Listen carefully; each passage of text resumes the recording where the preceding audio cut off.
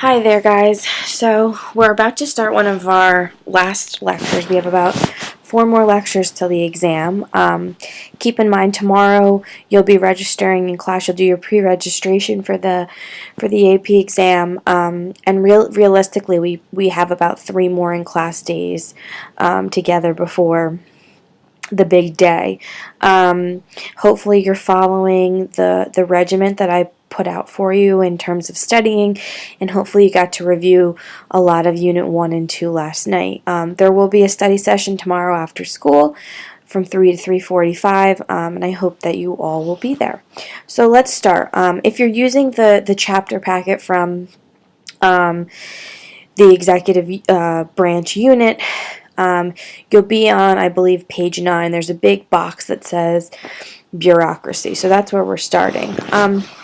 So lots of you have had questions specifically about the bureaucracy. So hopefully this will kind of fill in any of those gaps and holes that you may have been having, and you'll have a better kind of understanding of the cohesiveness between the executive branch. So when we talk about bureaucracy, there's many definitions. It's hard really to give you one solid set, but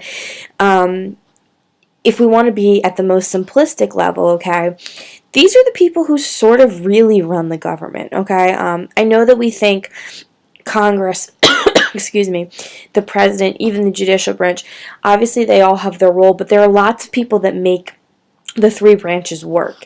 And the bureaucracy are really the people who make the executive branch work, and they're the branch in particular that does the most constituent outreach. So even though we feel very connected to our members of Congress, we really deal with members of the bureaucracy more often than not. So here's some of the key factors when we're talking about bureaucracy. There is always, a higher chain of command. Sorry about that.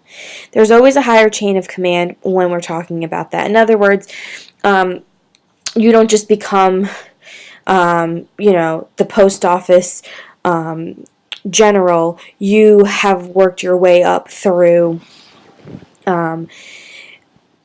that body or agency of government. Additionally, when you're trying to reach somebody, so let's say you're having a major problem with your mail, you don't get to just call, right, the Postmaster General. That's not how it works. You have to call your local post office. You might talk to your local postal carrier. Then you might move up to the manager of that particular post office branch. Then you might talk to the general manager who runs, the Philadelphia region, and so forth and so on. So there's lots of little steps, and that goes for every executive agency, every executive department.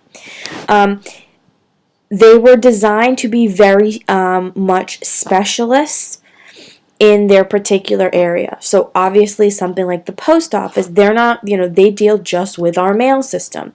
Something like Veteran Affairs deals simply with just affairs and issues that affect veterans coming home from war, and also veterans who maybe have fought in wars that happened 40 or 50 years ago. So my grandfather is a World War II veteran. He deals with veteran affairs all the time, whether it's making sure he's getting compensated for something, healthcare issues, anything related, any benefit that you are able to withdraw because you were a war veteran. There are clear lines of authority. Theoretically, the president is their boss, but obviously he can't run a department of 4 million people. I mean, that would be impossible. So there's lots of people in charge that at the end of the day are answering to him. Again, that kind of goes back to the hierarchical chain of command, but they are very much managers of their specific agency or department.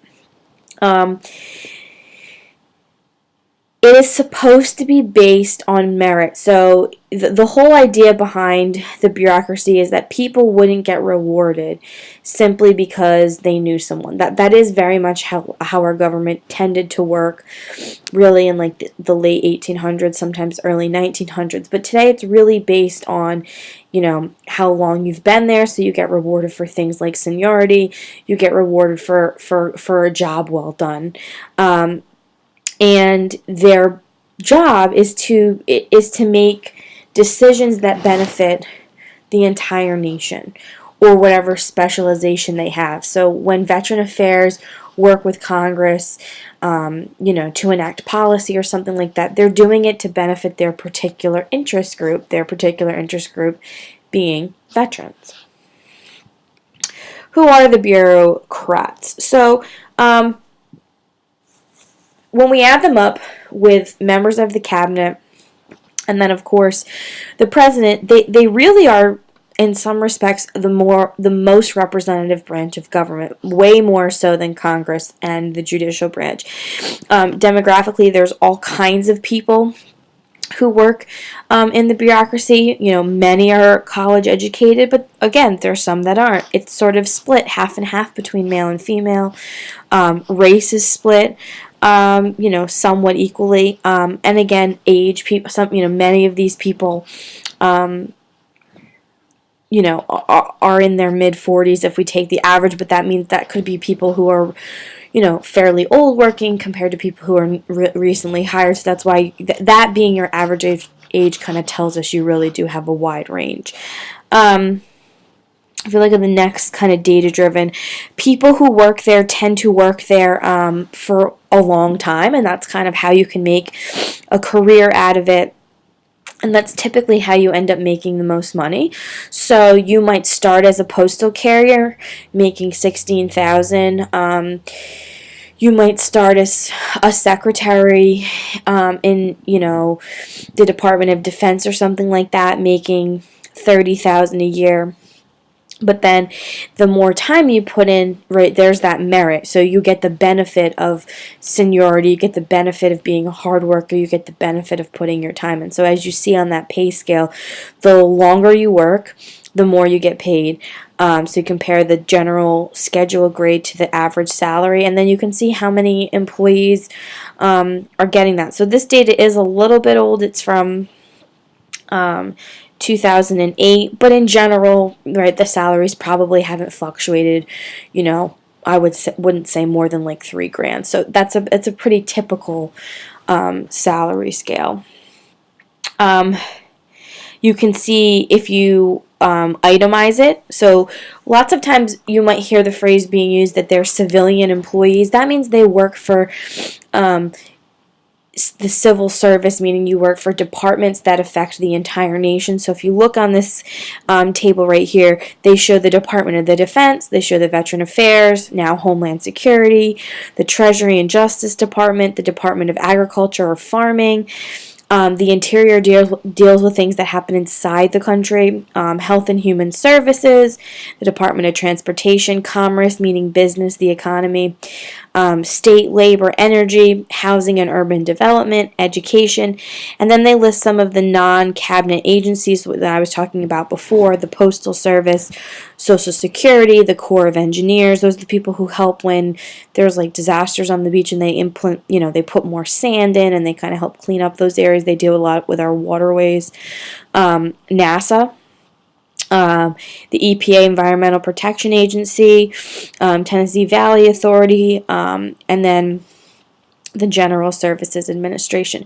So as you can see, when I believe that we did a reading and it talked about how many people the president really is in charge of, the numbers in this table is just a fraction. All right, there's way more agencies that aren't listed here and things of that nature. So really, you're talking about, in order to make our country work, the executive branch has a lot of people making that happen.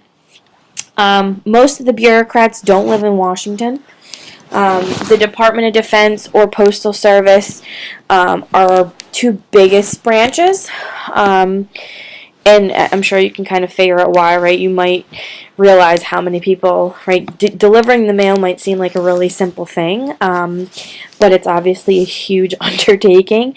They're not people who are politically appointed, and they're typically not rich. They're the average person.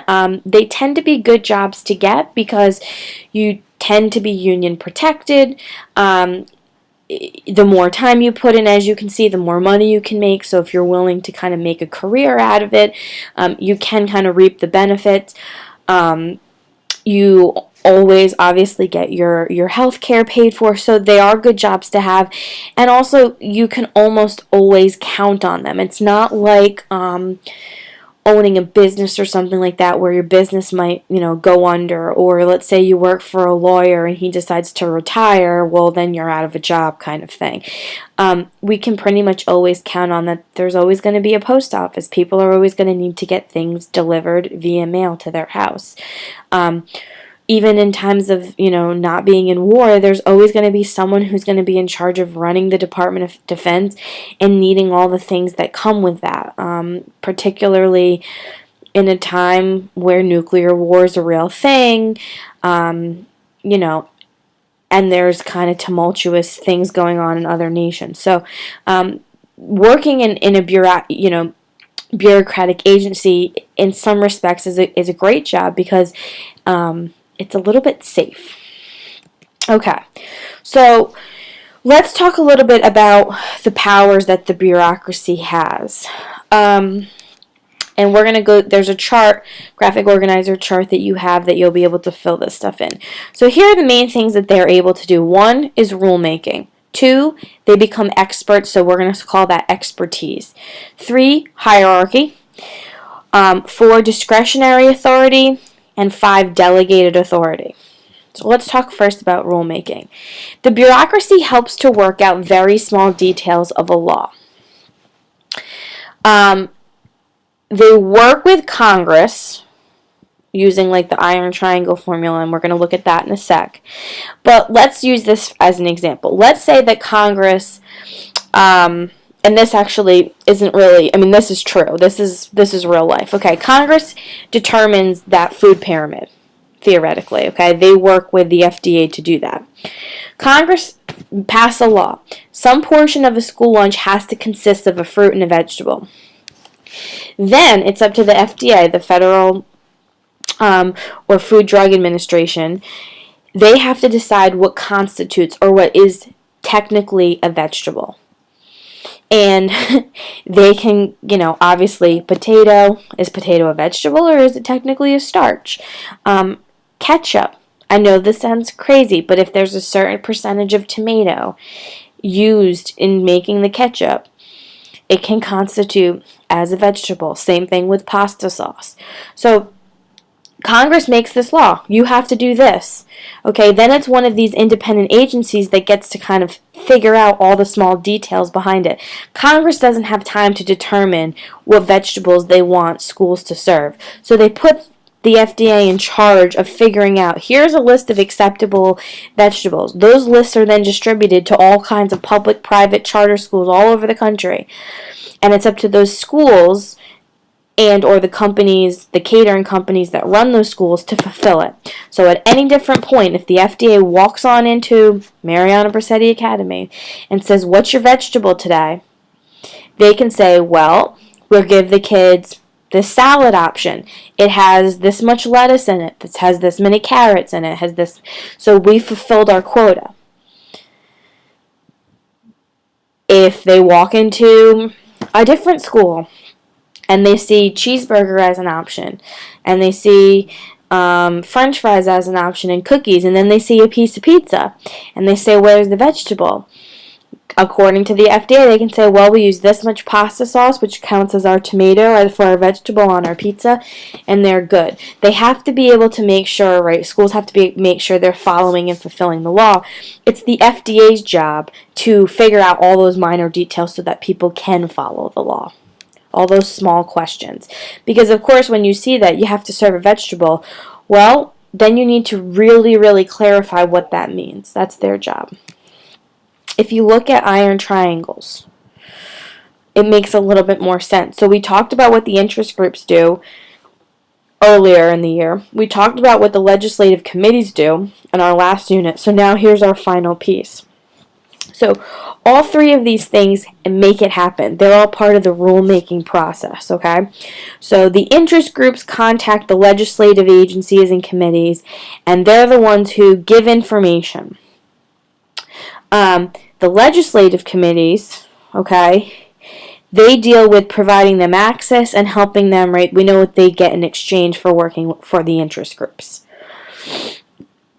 The interest groups go in there with some, maybe like a farmers association goes in there saying we want we want you guys to make sure that kids are getting vegetables, or some nutritionist group or something like that, okay?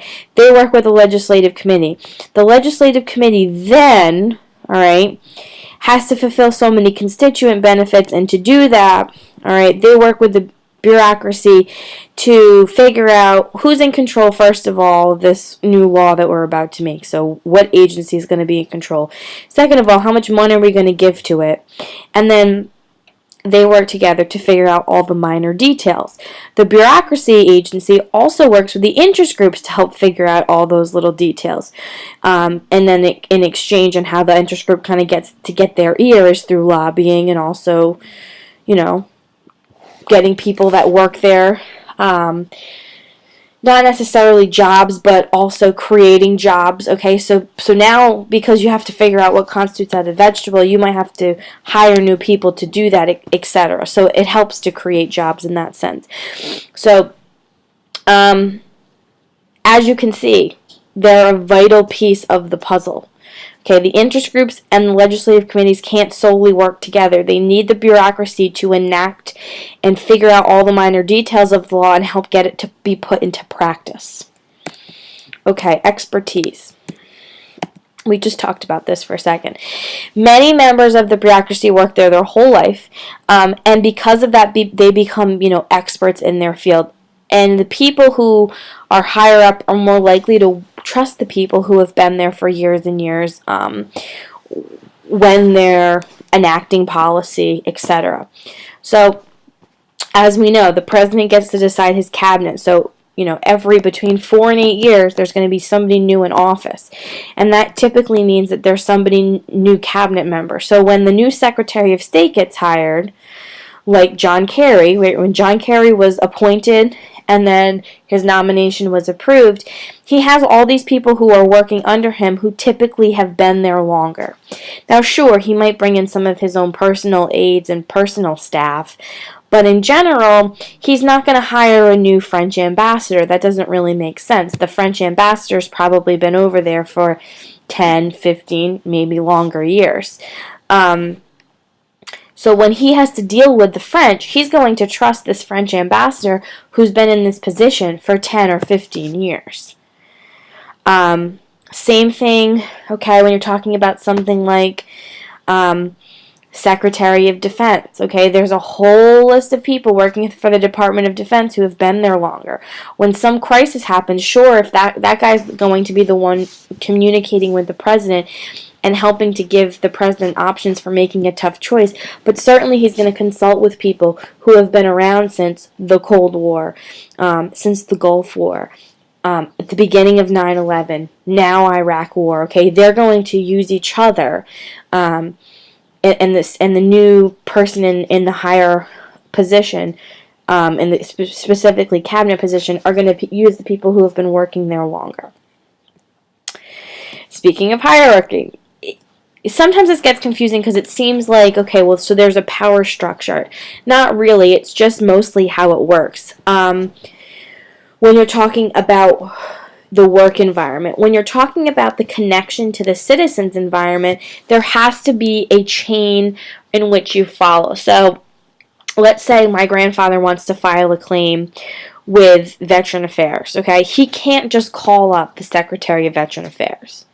He's got to go through, he's got to call the 1-800 number, first get on the phone with, Mary Jane. Then Mary Jane maybe transfers him to his supervisor. Then maybe he talks to that supervisor. Then he still can't solve his problem and he wants to talk to the regional supervisor. Okay, he's probably never going to talk to the Secretary of Veteran Affairs. But if he was going to, let's just say, okay, there would be a chain of command that he would follow before he got to that point. Think of it like this, okay? Mom and Dad look at your report card. They call me up. All right, well, first they call your teacher. Let's say it's not for my class. All right, they call Miss Howell. They don't like the answer they get from Miss Howell, so now they're going to call your village lead. They don't like the answer they get from me as your village lead. Now they want to talk to Miss Kilmetz. They don't like the answer they get from Miss Kilmetz. Now they want to talk to Miss Soma. They don't like the answer they get from Miss Soma. Now they want to talk to Miss Villani. There's a chain of command, okay? You're not just going to dial up the CEO of the school. You're going to go through, okay, all the other steps first before you get to her. And so by the time it gets to that point, it's like, well, look at all these other people who have tried to help me, or maybe who couldn't help me. Now, all right, I've gone through all these other chains. Now you need to help me. If you look at this as an example, this is the Department of Interior, and as you see, it's really broken. The purple, right, is our 4 different aspects of the Department of Interior, and again, it starts with a bunch of different offices. So if you have an issue first, all right, so let's look at Indian Affairs. Okay, so this has to do with like Native American reservations. First you talk to somebody at the Bureau of Indian Affairs, okay? Then you talk to this person. You don't get like that answer, okay? You move up, okay? And you're either going to talk to one of the 2 areas in the blue. You don't like that answer, you might talk to the Inspector General. You don't like that answer, you might talk to the Solicitor. Then you might finally get, okay, to the Deputy Secretary, which would eventually lead you to the Secretary of the Interior. But as you can see, there's a line, there's a chain of command that must be followed.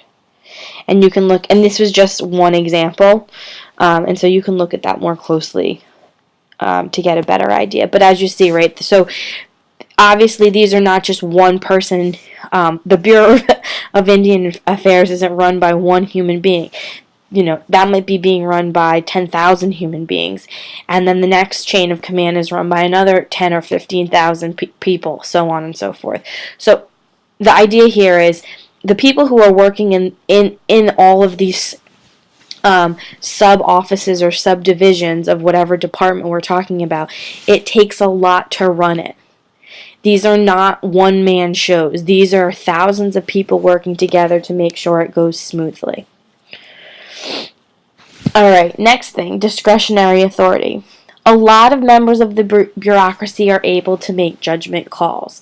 And what I mean is they can't pass everything through their superior and even the president. Okay?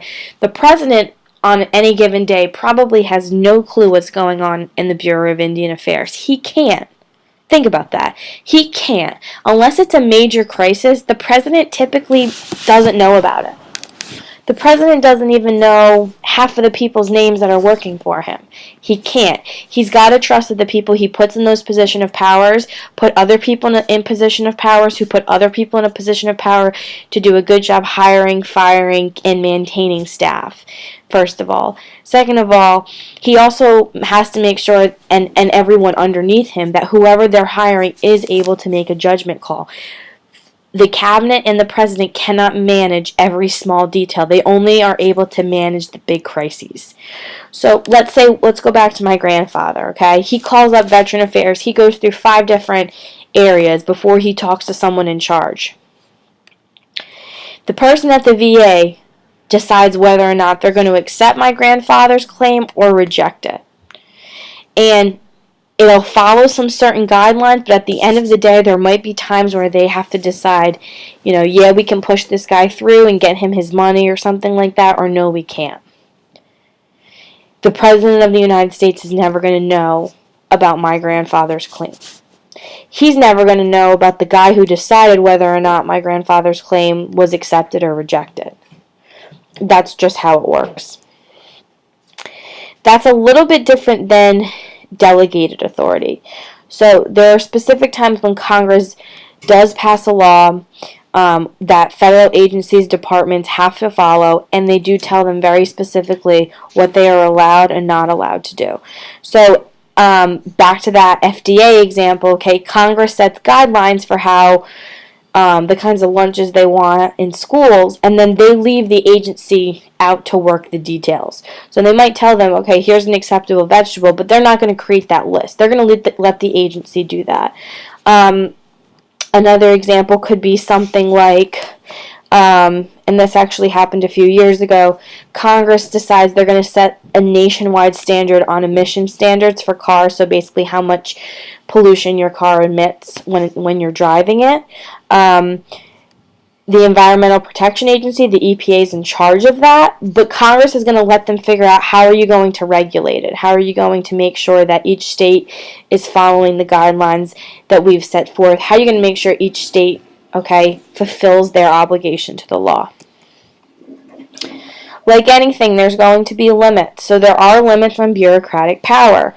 You have to be careful about these because, in particular, these particular limits are very, very specific. It's not like when we talked about the president's limits on power we talked about the 22nd Amendment.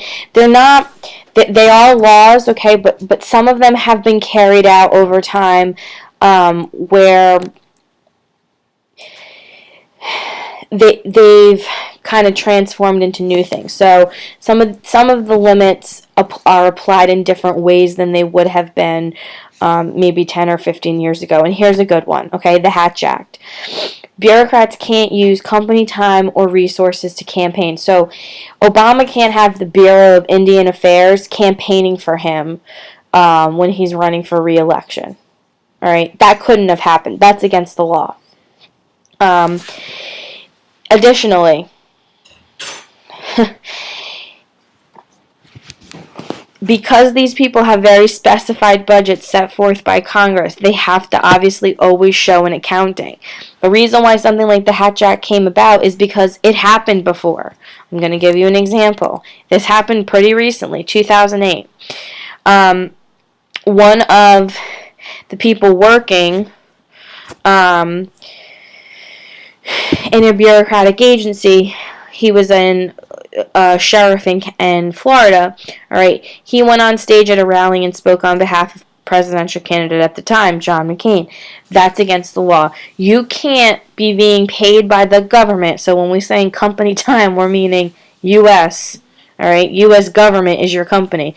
You can't be in uniform and using a government card to get to the rally, to get up there to support a political candidate. That's against the law. So your postal service worker can't go out in uniform to campaign for somebody and drive the post office truck to get there. That would be against the law. That would be in violation of the Hatch Act. Civil service exam. If you want to work for a bureaucratic agency, you must pass the civil service exam.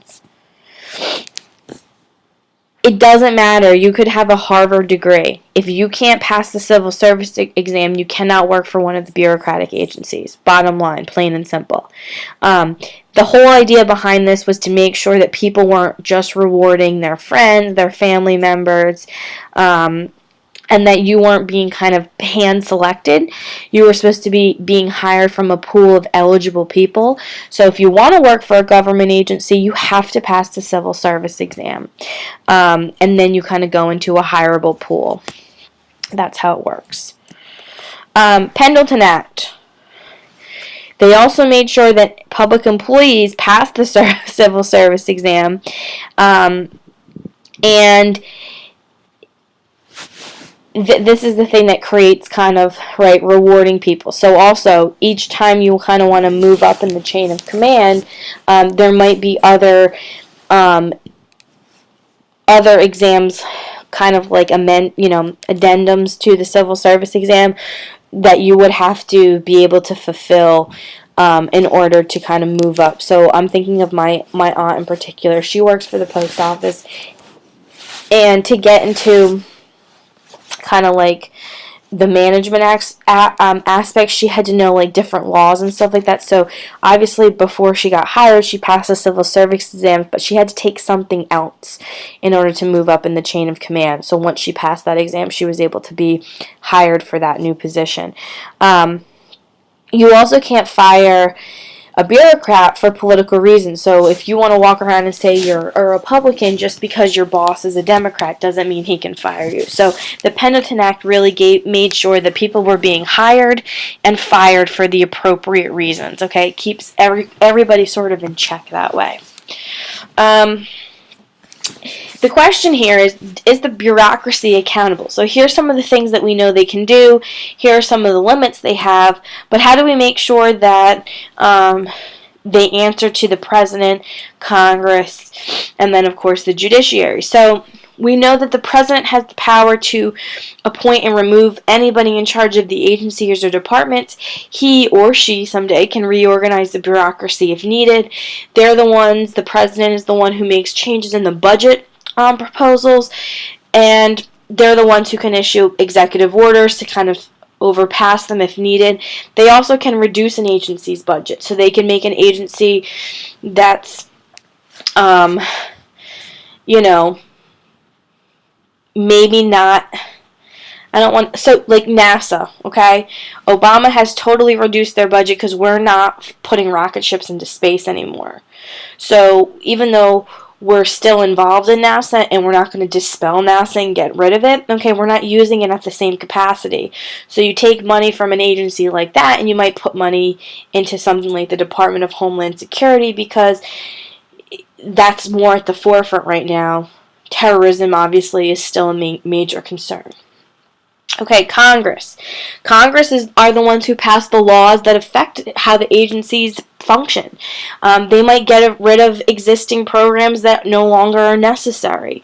If something shady is going on in one of the agencies, they're going to investigate their activities. So when I said before they have to make sure that their paperwork, right, is there and in line, that's the kind of thing I'm talking about.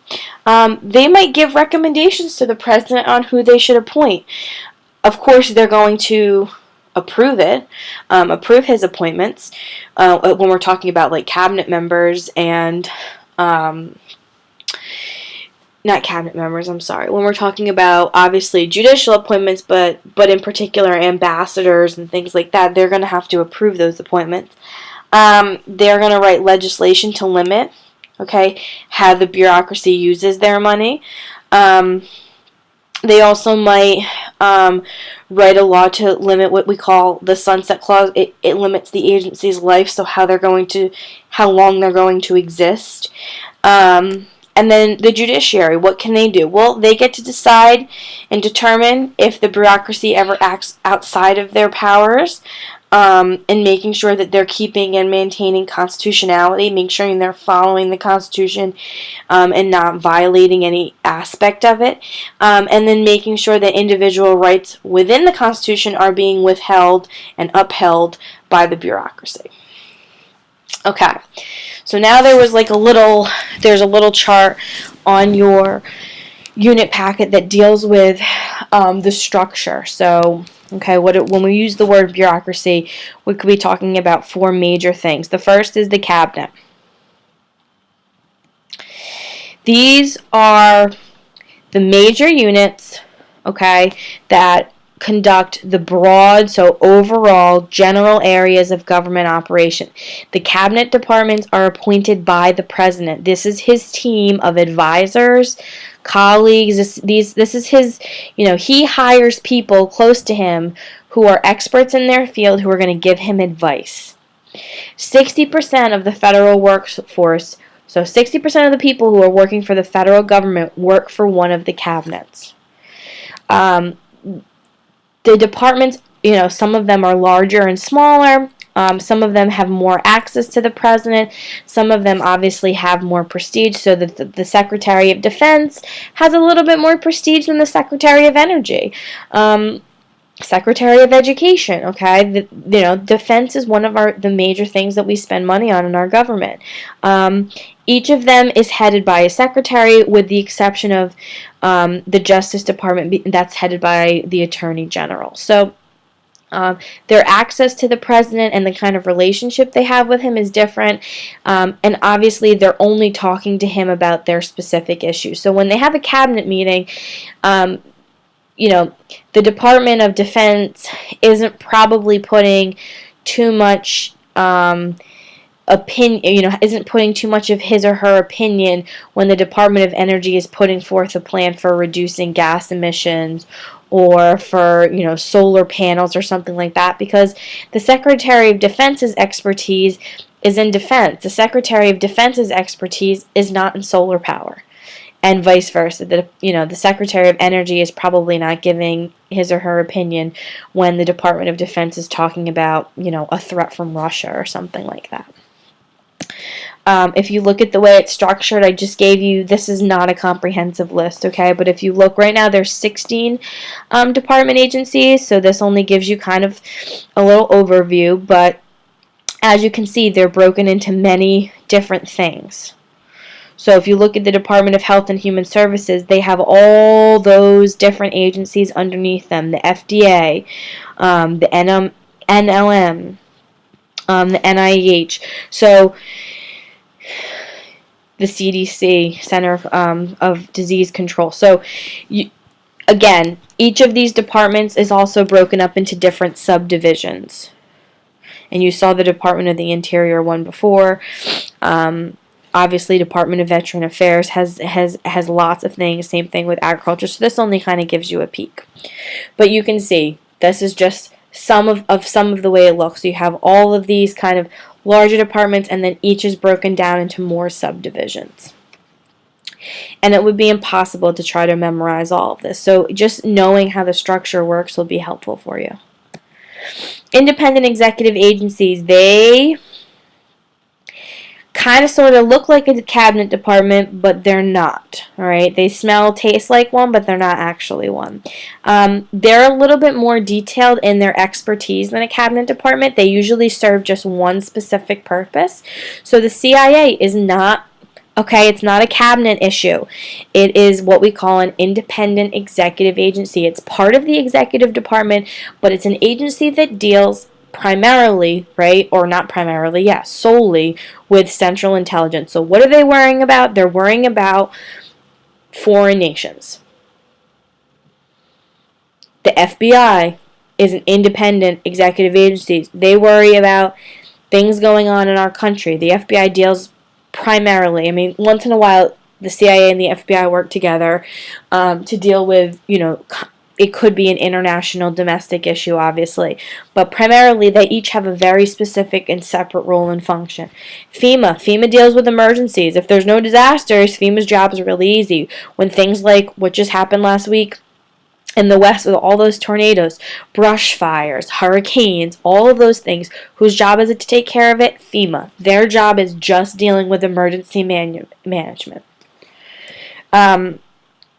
Independent executive agencies perform a service function. They don't enforce laws.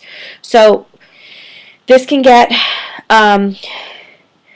difficult to understand because you're probably thinking, well, the CIA gives the government information about like spies and things like that.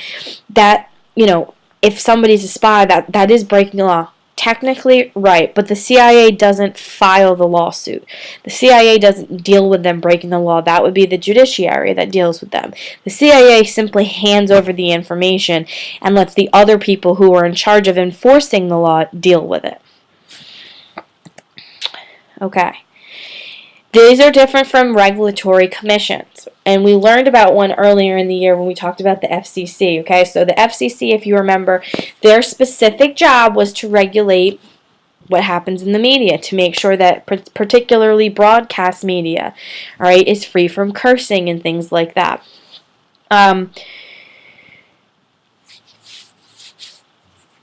Their job, again, more specialized, dealing with some kind of specific interest, is to make sure to regulate, so control. They're controlling whatever their purpose is very specifically. They're independent from Congress. They're independent from the president. And once they are appointed and seated, members cannot be removed without cause. There has to be some reason to get rid of somebody. So when you put somebody in charge of one of these agencies, they tend to stay there until they leave. They are staggered when we talk about in terms of office, and that ensures that, one party doesn't kind of put all kinds of members in there. But once you are appointed and seated, once you take office, okay, you can't just be fired just because a new president comes into being. So obviously, it's good as a president to appoint people to independent regulatory commissions because they're going to stay there a while. But obviously, there's going to be a mixture of personalities on there. And that is a good thing, actually, because then you don't have one major party kind of controlling all the seats. Government corporations. You see these a lot too. Amtrak and the United States Postal Service are the two major ones that we've talked about. Lots of people kind of think they think Amtrak and they think it's like its own business, but it's because it doesn't have that U.S. like most of the other things do in front of it, or federal or something. No. Amtrak is government owned. If you think of the other train option, if you want to take a train, I'm not talking about a regional rail like a SEPTA regional rail. I'm talking about if you want to take a train from Philly to New York, there's no other option but Amtrak. Their job, the reason why Amtrak and the U.S. Postal Service work, theoretically, okay, is that because the government owns and controls them and mans them with employees, they bring the cost down. So that's why it is only, there's no greater deal than spending 42 cents for a stamp and sending it all the way to Missouri. There's literally no other, there's cost-benefit analysis. There's no other most cost-effective way to do that.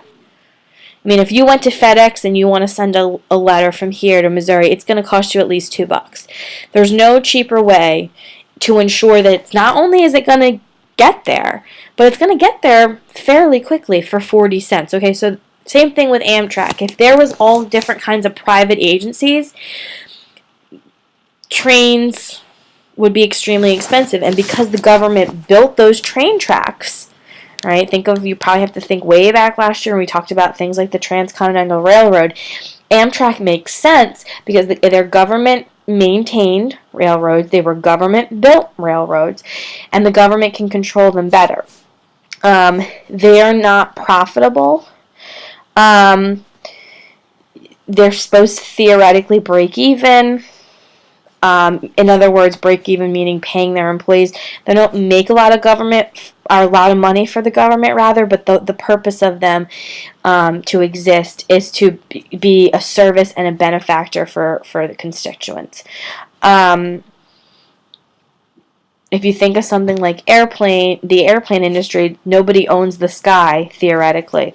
But perhaps if the government could do something like this with the air, the cost of flights maybe would go down. Okay, that's the end of this lecture for bureaucracy. I will see you all tomorrow.